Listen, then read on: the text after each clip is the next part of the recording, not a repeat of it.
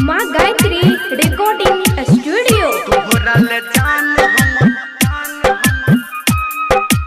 अभी आप सुन रहे हैं धर्मेंद्र निर्मलिया को।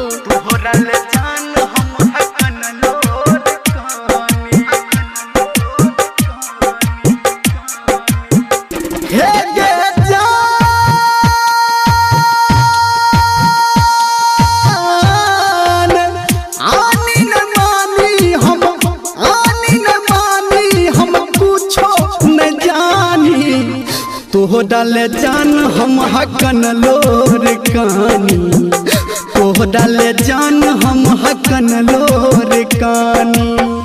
आनी न मानी हम, आनी न मानी हम कुछो न जानी। तोह डाल जान हम हकन लोर कानी, तोह डाल जान हम हकन लोर कानी।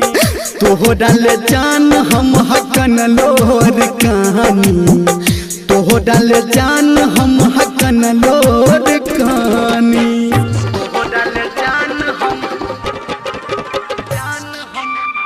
तोह डाल जान हम DJ good Madhubani, DJ good Madhubani.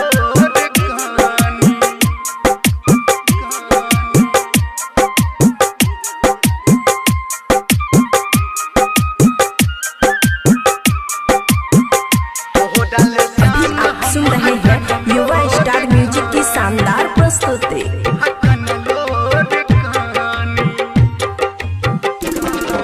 छोड़ दिल हमारा तू एक कदम गमिया, छोड़ दिल हमारा तू एक कदम गमिया।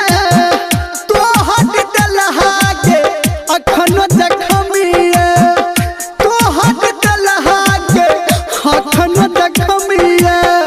हम अपराधी छी, हम अपराधी छी अपने हम मानी। तोह डाल जान हम हकन लोर कानी, तोह डाल जान हम हकन लोर कानी।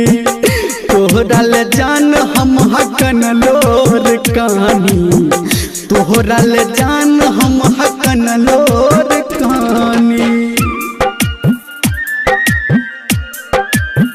तोह डाल जान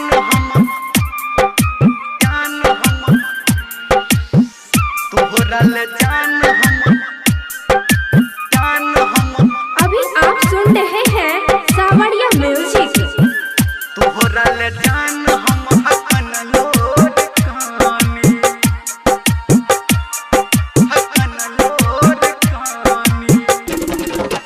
याद अबैया जब मीठ मीठ बोली, याद अबैया जब तोहर के बोली।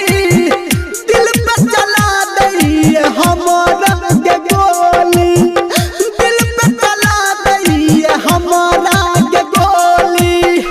कहो धर्मेंद्र गे, कहो निर्मलिया गे, सुन सुन के रानी। तोह डाल जान हम हकन लोर कानी, तोह डाल जान हम हकन लोर कानी। तोह डाल जान हम हकन लोर कानी, तोह डाल जान हम हकन लोर कानी।